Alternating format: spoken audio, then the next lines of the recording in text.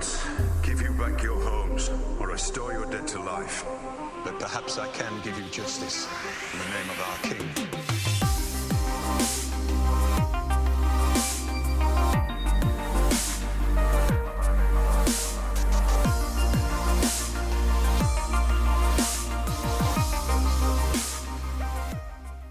Hey everyone, today I want to address a few questions I've received on Game of Thrones.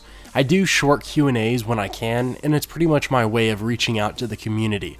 I've pulled a few really intriguing ones so that everyone can be entertained. Anyway, this will be your spoiler warning for both A Song of Ice and Fire and the show Game of Thrones. If you aren't caught up with both, then please be cautious of the following. Okay, so the first question I received is pretty interesting.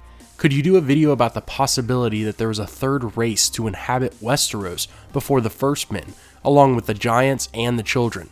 I'm talking about the stories that the Salt Throne was found by the First Men when they landed on the Iron Islands. Yeah, this is a great question. All around the known world, there are man-made structures that date back to before the First Men came to Westeros. Specifically, these structures are made of black stone, some that are greasy and some that aren't.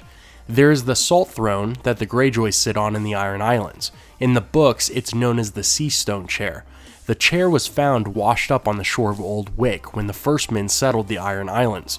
It's shaped into a kraken, and the oily stone looks quite similar to the base of the High Tower centered in Old Town. The black rock under the High Tower is also said to have been there before humans came to Westeros. There were also other structures made of similar black stone, like a 40-foot tall toadstone in the Basilisk Isles, and then also an ancient ruined city in Sothorios made of the same thing.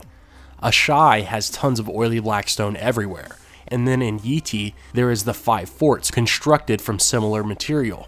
The 5 forts are actually massive fortresses, each capable of housing around 10,000 men, and their walls stand nearly 1,000 feet high. That's almost 1.5 times taller than the wall in Westeros. All of these structures have little to no ties with ancient Valyrians, and they are said to predate any humans in Westeros. It would make sense if there was in fact a third race, either living among giants and the children of the forest, or maybe even before, predating the other two races. The ancient race could have gone extinct well before any history was written from the First Men who migrated from Essos. But if a different race did create these structures, then they would have been pretty advanced. So the question then would be, what happened to them? Okay, the next question comes from Twitter and asks if Thoros of Myr is wielding Lightbringer, the legendary sword of Azor Ahai, or if he could be Azor Ahai himself, since Thoros used a burning sword during Greyjoy's rebellion. Well, first off, followers of the Lord of Light tend to incorporate fire in many things that they do. For that religion, fire is pretty much their Bible, and so it is not uncommon for a man to wield a burning sword. In fact, when Thoros wanted to intimidate opponents during the rebellion, he would run into battle with his sword burning with fire, and he achieved this by coating it with a thin layer of wildfire. Thoros is a red priest, though he is more on again, off again with his duties. He prefers fighting and drinking too much to adopt the usual lifestyle of a red priest.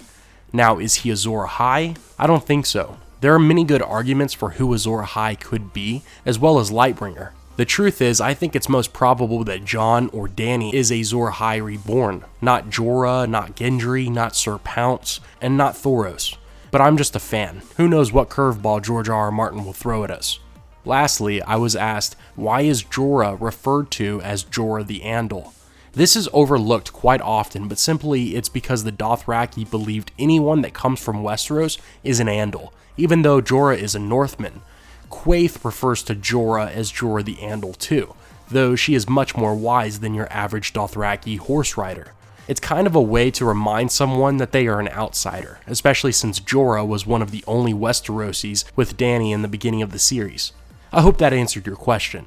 Alright everyone, I hope you enjoyed this video. Be sure to subscribe to the channel if you want a chance at winning a copy of Game of Thrones Season 6 on Blu-ray. Just make sure you're subscribed, and on February 1st I will randomly select a winner. Other than that, have a great day, take care, and I will see you tomorrow.